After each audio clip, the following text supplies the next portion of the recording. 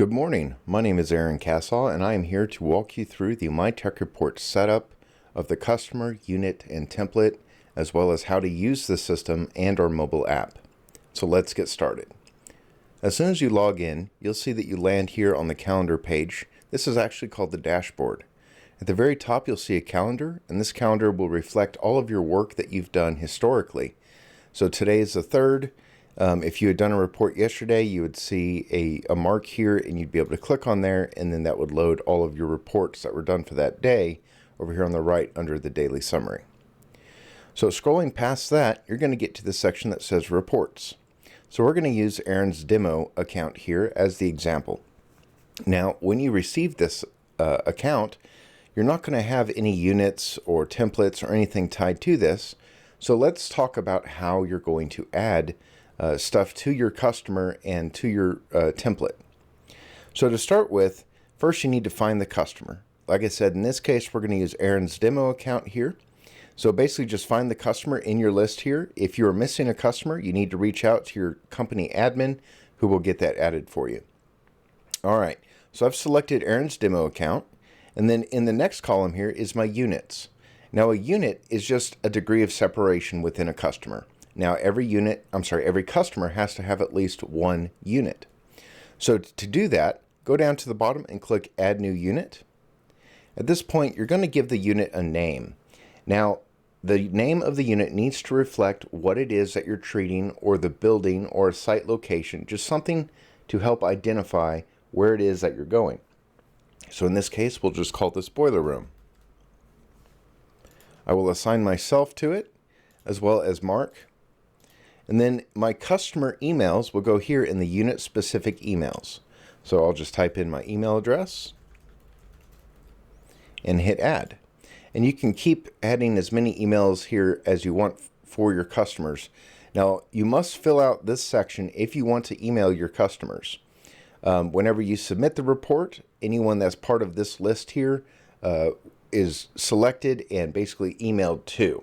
And we'll go over how to set all that up and allow you to choose which emails you want. But basically, add anyone that you want to email right here and click add, one at a time. Next, you're going to have your inventories.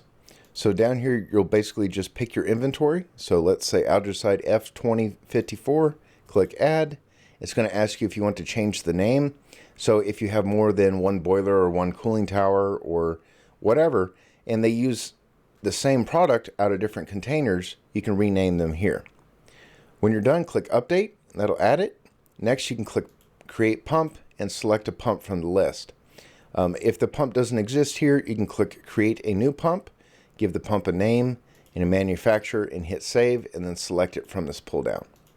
Now, if you need to change anything about this here, like the container size or the maximum size or anything, just click on the pencil edit button and go in here, and you can change the name, the container size, the unit of measure, the container type it's in, and the minimum level.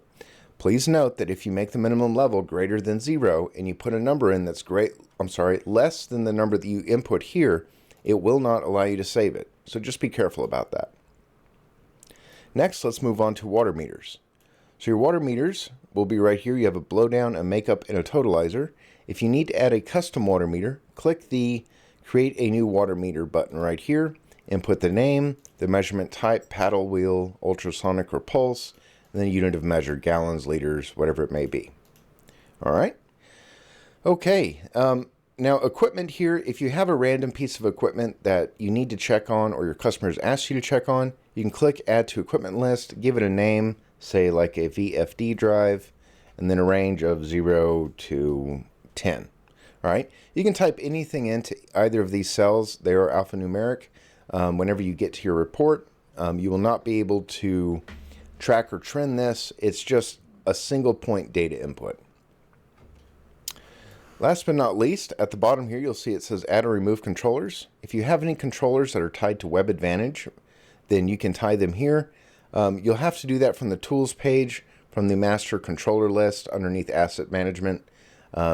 Please work with your company admin to do that. When you're done, scroll to the top and click save.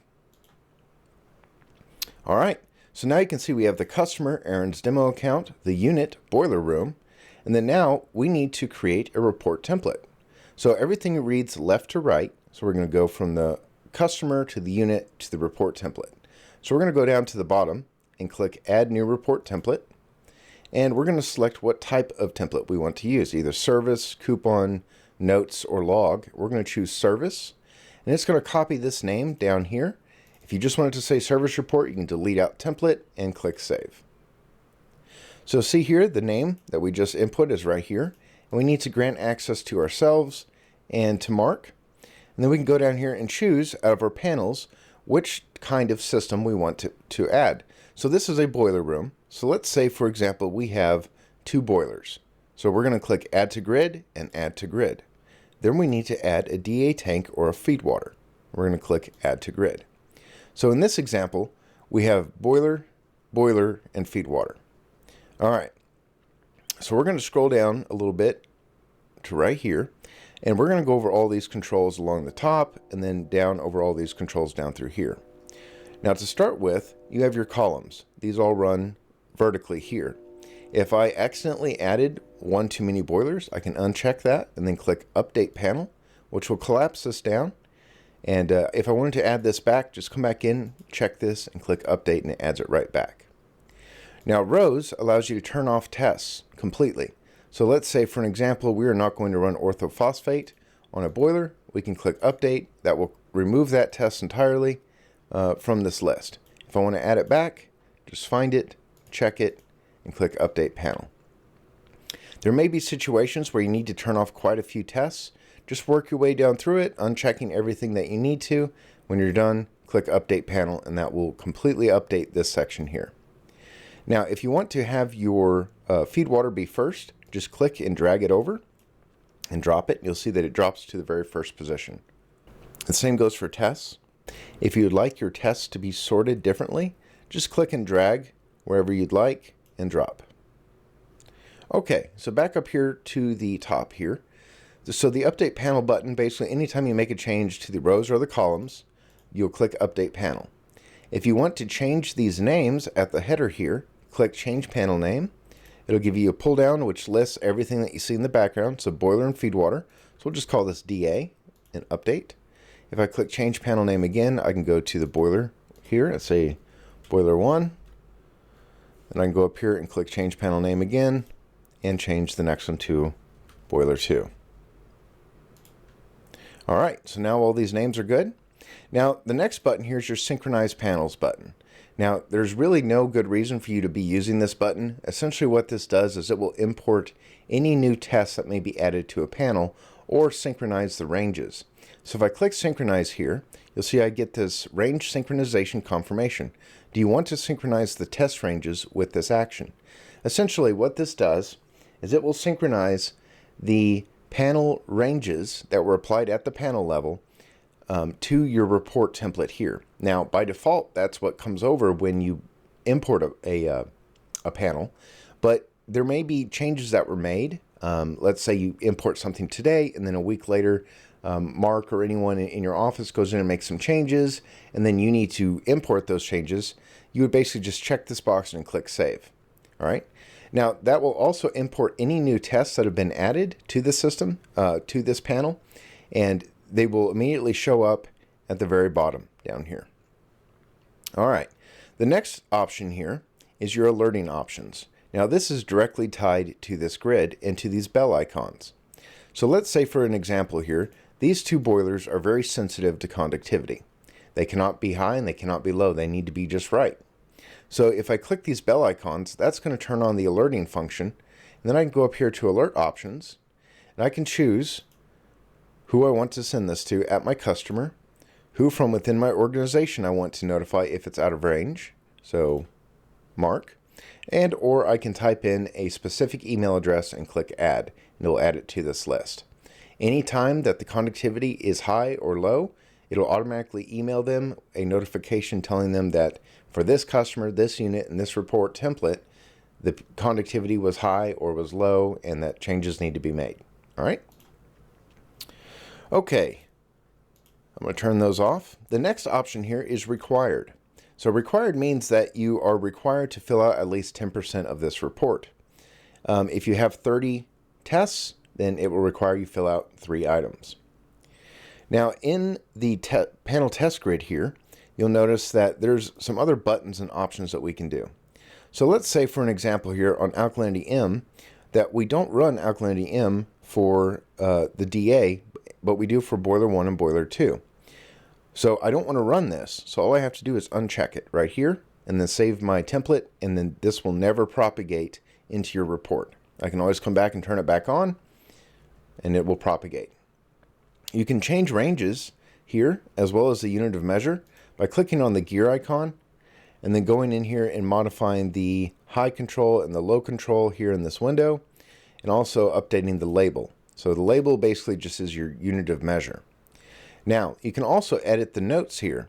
So if you have a reading that lands between 1500 and 1350, you can add a note here, like it shows, to basically say, you know, reduce blowdown frequency. Or if you have one for high, you can increase blowdown frequency. So these have already been added, and so they should show up automatically for you. Okay, so we're going to scroll past the service grid and panel test grid area to the select unit inventories. And from here, basically anything that you selected in your unit is going to show up here. You can select that and it'll add it. The same goes for water meters. If you have a water meter here, you can select it from this list if it was added in the unit. So if you get to this point and you realize, hey, I don't see my inventories or my water meters, go back to your unit, edit your unit, add the inventories and add the water meters you need, save it, come back to your template, and you'll see them here to be able to be selected. Now you also have the option to mark these as required, which means they must be completed. The report will not allow you to save it until you complete these elements. Underneath there, you have your template reporting schedule, and this essentially will tell you every month what you have due. Okay, so if I select all here, and I tell it I want to service each of these one time per month, and I click apply to all, and then turn on this reporting frequency, what will happen is every month, as you can see here, January, February, March, and so forth, every month, anything that's checked is going to show up in your service report to be serviced. So it'll be on your pending reports list. You will go to your pending reports list to complete this report, which will cause that number to drop by 1. Your goal by the end of the month is to be at 0. Now, if this isn't done, you can tell it you want to send someone, so like Mark, a message telling him, hey, this wasn't done on time. And then you can scroll to the bottom. Actually, before we move on from there, let me explain a few more things. So let's say this is a seasonal account and you only really service it during the winter. So let's say in May, they turn it off. In June, they turn it off. In July, they turn it off. August and September, and then they turn it back on in October. Okay? So we've got 1, 2, 3, 4, 5 months out of 7 that are inactive. All you need to do is set these to 0, and then basically during those months it will not populate. So that way you know that, hey, I don't need to show up, I don't need to write that report or anything because it's not on my pending list. So this is completely up to you on how you want to configure this. If you have any questions, please reach out to your office and speak with one of your MyTech Report system admins. Underneath there, you have your auto email on submit. This lists anyone within your organization that you want to automatically email a copy of the report to when you submit it. Okay? So if Mark needs to get a copy, you just select Mark. All right, the unit-specific recipients, this is your customer list. Now you could have 1, like we do in this case, or you could have 30. If you have more than 1 and you just want to add them all, just click this plus button up here. This will add them all. If you make a mistake and just want to get rid of them all and then just add 1, click this trash button. It will get rid of everything, and you can just pick 1 item out of there, or 2 or 3. It's up to you. The next option here is your escalation recipients. Now, the escalation recipients and required approval are the same thing, only the escalation recipients is optional and this is mandatory.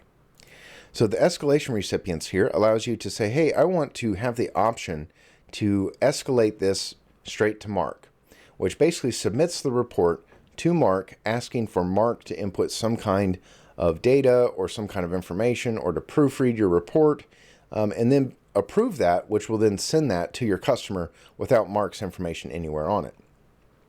Again, this is optional. You do not have to use this.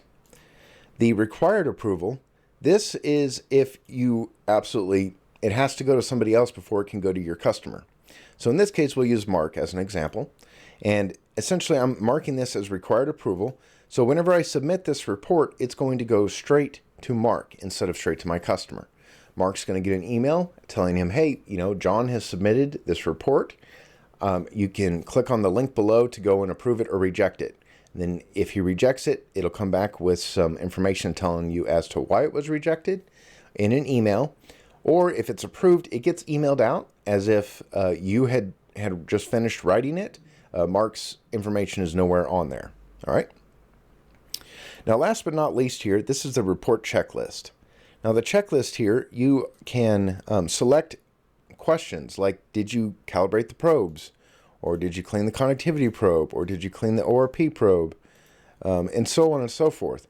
You can also write in custom to-dos like, did you give a copy of the report to John? And you can add that. You can also mark this as required, which means that you must answer these questions. Now, these will appear in the mobile app and on the website at the end of your report when you go to submit, and these help to form good habits. All right, we're going to go ahead and scroll to the top here and save our work.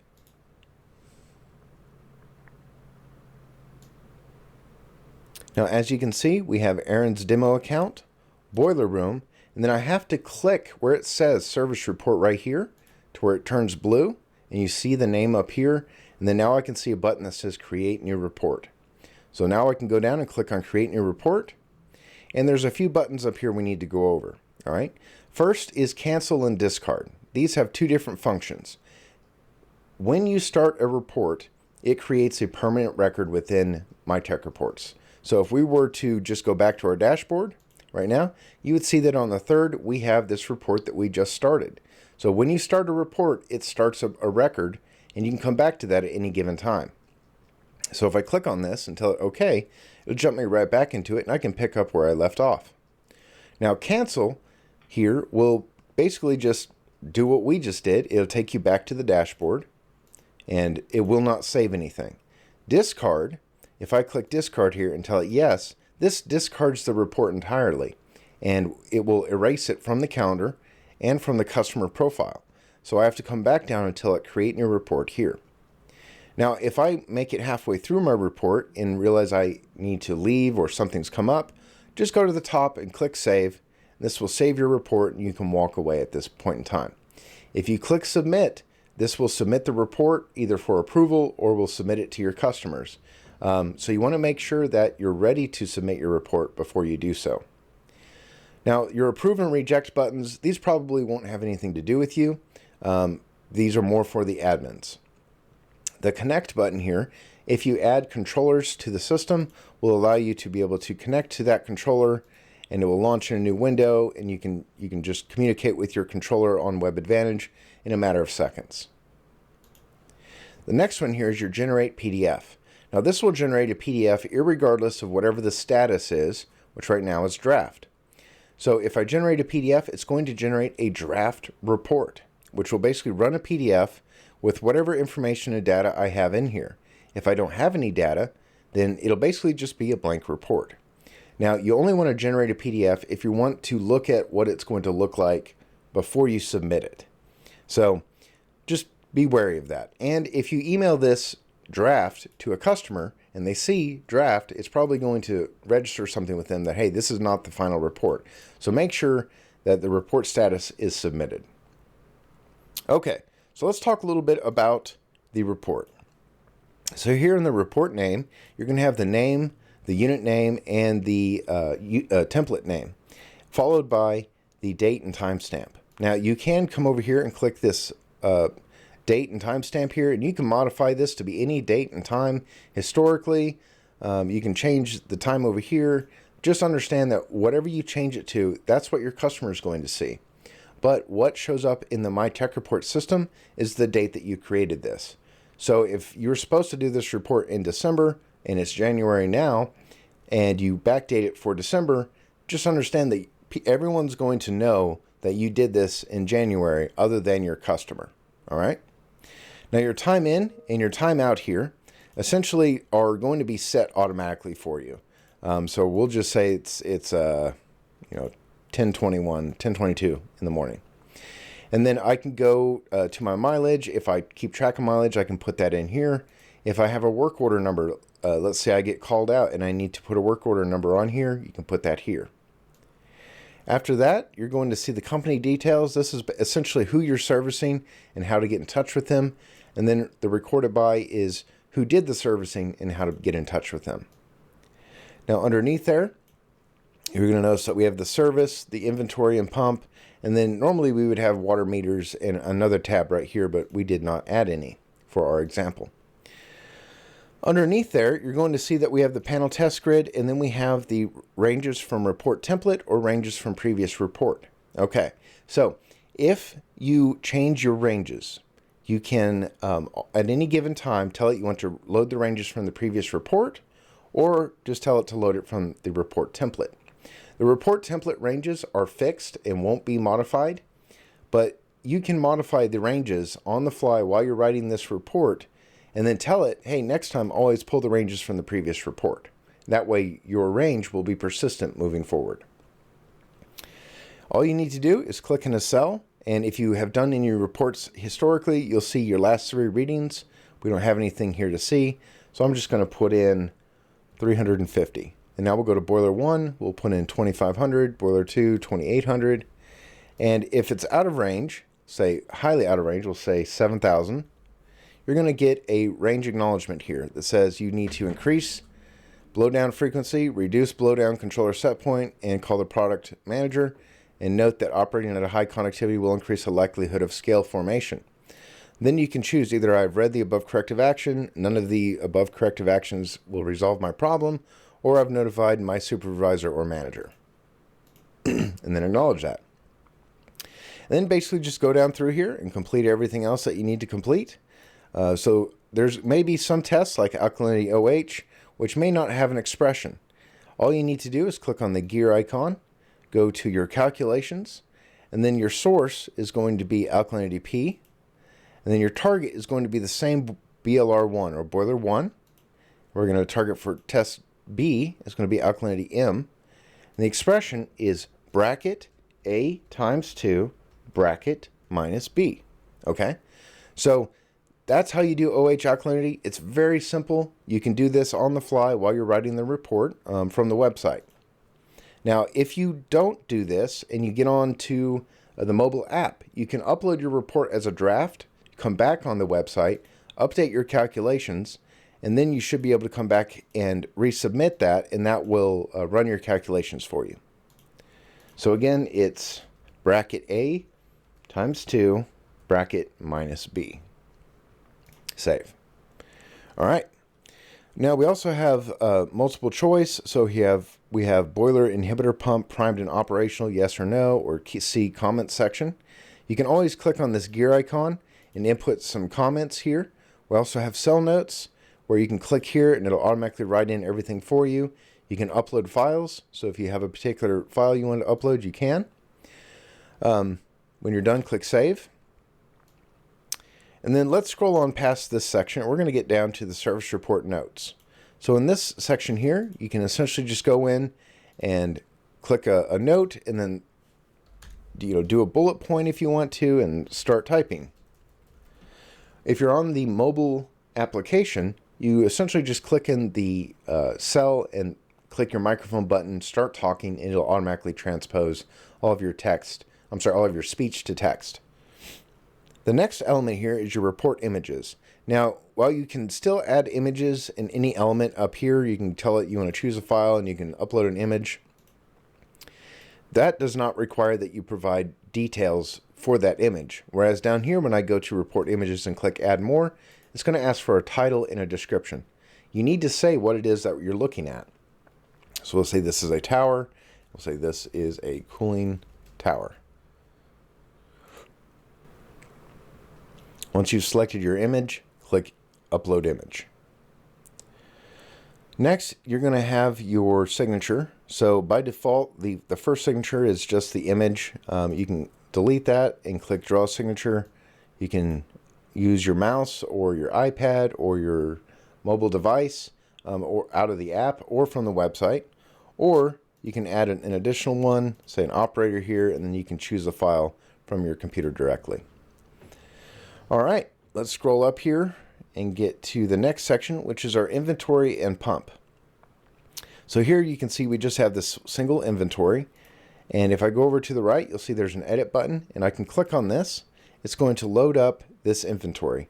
Now, if I want to, I can replace this image here with an actual picture of that inventory. It's completely up to you.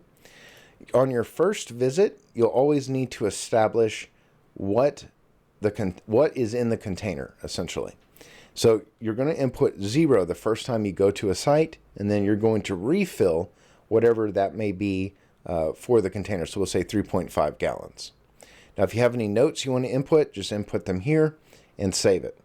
Now, the usage trends here, these will not start to show until you have 3 completed reports and you do your 4th report. These will start to show up. So everything works on a 90-day rolling window, which is the seasons, and which changes consumption rates. So these will start to show up and propagate, and if you need to run it before then, just go to the trending section and run it. Now, let's say you show up at the site, and it is not your first visit. You're going to show up. You're always going to input the current level when you show up. All right. The current level is not your current level plus your refill. Do not do that. Your current level must be when you show up and you look at the tank and it says, I have 15 gallons in me. You would put 15 here. Then you would add whatever you refill on top of that 15 here. That will set a new level. Okay. And that will be called your adjusted inventory right here. If you don't do that, the system will have problems and it will yell at you and probably won't let you save it. So just making you aware. All right, when you're done, scroll to the top of the page and you have 2 options. You can either save it, which will basically just save this as a draft. Now, if you go 5 minutes without making any changes, it's going to automatically save in the background anyways, and it'll be called an auto-save draft. Now, in this case, we're going to go ahead and just click Submit. This is going to automatically submit the report. It didn't require any kind of approval. So you can see here that this report is right here. It's been submitted. So if I scroll down, I get to my customer Aaron's demo account, boiler room, service report. If I scroll down a little bit more, I can see all the reports that were tied to this customer, this unit, and this template. Within here, I can see that there's signatures included. I can see that there's pictures included.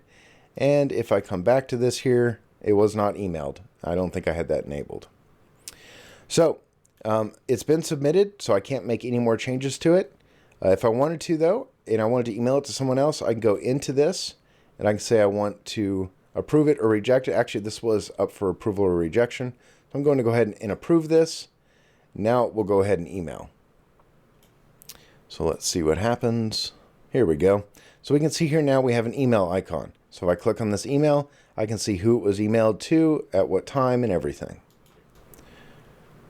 Okay, now let's talk about your work list. So previously we had created a report with this customer saying that it needed to be done once a month. Now, as you can see, we did a report, but it didn't take it off of this pending reports list. Well, why is that? Well, the answer is simple. If you have a pending report, you need to start it from the pending report section. This is important because the pending report list operates independent of the customer section. So once you create a report that's pending creation, it must be completed out of the pending report section. If it isn't done by the end of the month, it will roll over to your late reports. That is the only time that it can actually be deleted or cleared. So if you did write a report without using the pending section, you just did it from the customer picker, the unit, and report template, and you sent that to the customer, let this expire, let it roll over to the next month, then delete it. But I highly encourage you to work out of your work list, which is one of the cornerstones of our mobile app. Okay. There's a few more things I want to go over. Trending, how to use the trending element here. So for example, here, Aaron's demo account, boiler room, if I wanted to look at the conductivity of the boiler state here, conductivity apply, I can see 2 different tests here. If it's in the green, it's in spec. If it's out of the green, it's out of spec. Plain and simple. You can add notes, you can export to PDF, or export this raw data straight to Excel. You can also run it for inventory. So in this case, we have algicide, and really we don't have any new inventory yet to see. You can do the same thing for your water meters, and so on and so forth. Please take time to go in here and play with that and to kind of just understand what all we have in trending. The tools section here, you probably won't be able to do very much in here. If you ever need to add a pump, you can go to your pump manager, click add to add a new pump, or you can do it out of your report unit.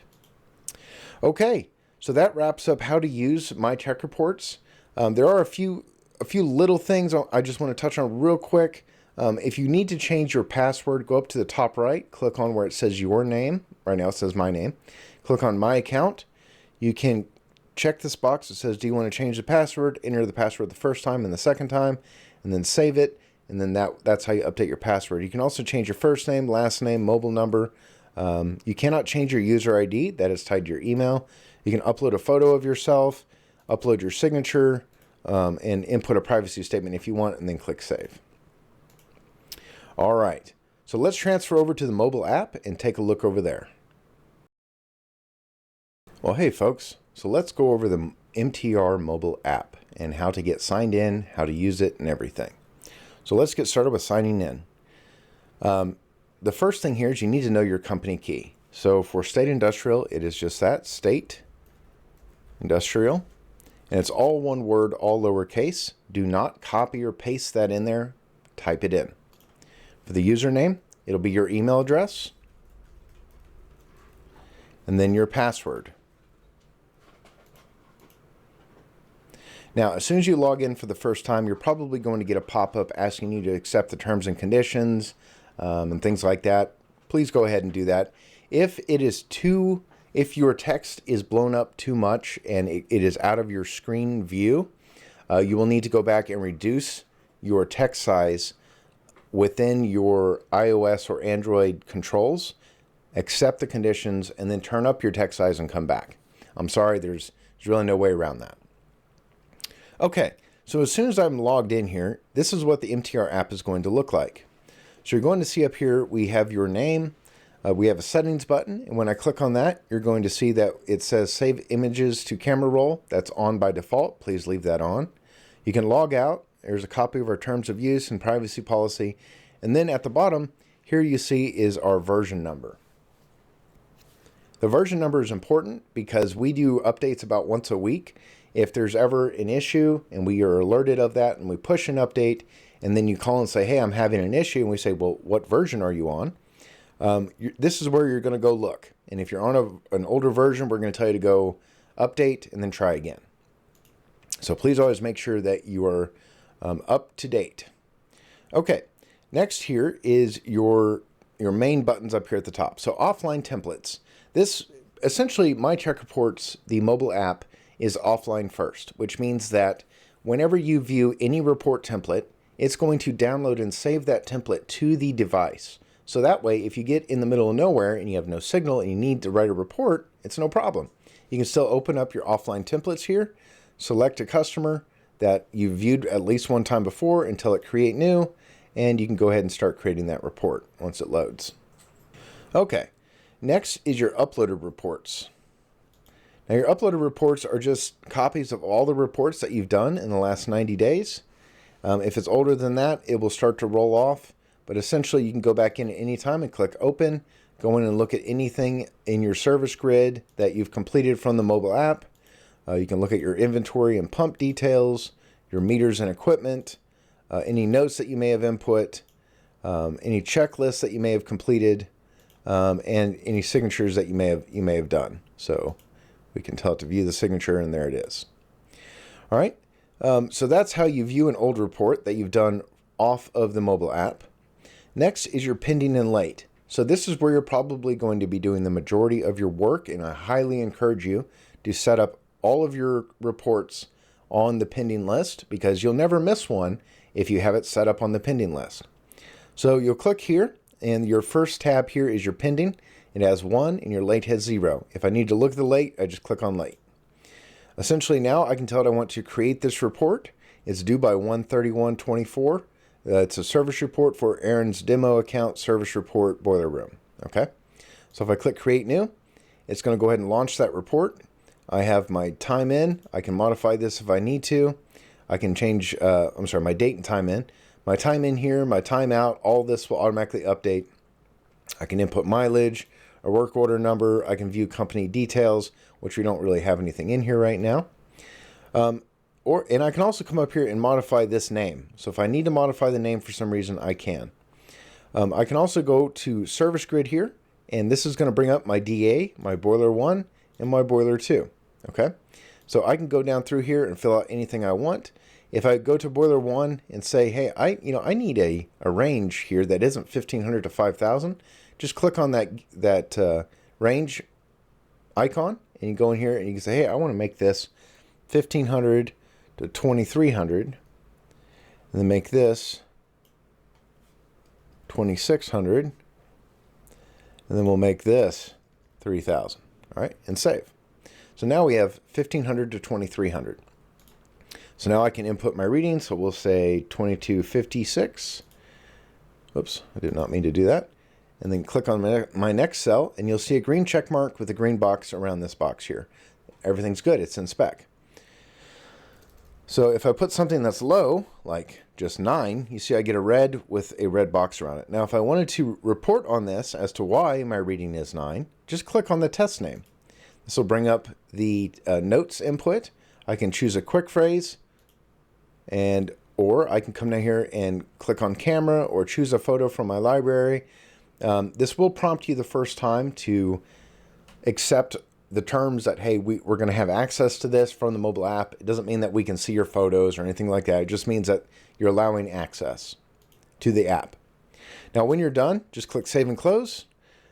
If you have any notes, you click on Notes. You input any notes you have, and then Save and Close. Then your signature, save that, and then Save and Close. And then basically you just upload the report. Now, when you upload, it's going to ask you, what time is it that you want to set it to. Right now it says 9:21, so we're going to use that.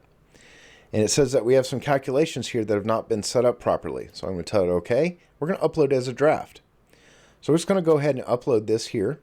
And then we're going to go ahead and hop back over to our website and take a look at those calculations and see what's wrong. So I'll be right back. Okay, guys, so we're back over here on the website. You can see here now that we have 2 uploads for the 3rd. All right, and we can see here that we have service report for Aaron's demo account, boiler room here, and it's still a draft. So let's go in here and figure out what's going on. So it's going to load us in, and we're going to scroll down and make sure that all of our calculations are set properly. And I can already tell you I know what it is. It's going to be our conductivity cycles because I don't have those set. But the alkalinity OH, let's check those just to make sure that the calculation's good. And it looks like it is not. So we're going to go ahead and say alkalinity P, boiler 1, alkalinity M. So it's going to be A times 2 bracket minus B. So just as you see here for OH alkalinity. We're going to save that. We'll do the next one. Go to calculations, P, boiler 1. Oh, sorry, this is boiler 2. And we're going to do M. So again, bracket A times 2, bracket minus B. And save. All right, the next is conductivity cycles. And we're going to go to calculations. And it's very simple. We're just going to take conductivity of whatever the source of A is, which is boiler 1. And we're going to target our DA, and then conductivity, A divided by B. Very simple. The same goes for conductivity cycles. We're going to click here and go to calculations. Same thing. It's boiler 2 now. Conductivity. We're targeting the DA. Conductivity, A divided by B. And save. All right. So I'm willing to bet now, if we were to try and run these, I'll tell you the value is missing. So it's going to tell you what's all missing and why it can't run it right here. So anyhow, so now those are fixed. I can go ahead and submit this. I'm kind of pretending in this case that everything was good. But essentially you can see here that the one that we approved earlier shows that it was approved. And then this one here is submitted. I'm not sure if it's pending approval. It's not, or else it would be showing here underneath approvals. So we're good to go. Now the last thing to check here is going to be that your pending report is reading 0, which it is. So if you set your pending reports by the end of the year or the end of the month, every time it should read 0. All right, guys. I hope this has helped you. I hope that you don't have more questions than you did coming into it. If you do, please reach out to your admin control team there at the office, and they can reach out to me, and I can make more videos or whatever we need to do to help you. Thank you guys so much. Have a wonderful day, and we'll talk to you soon. Bye.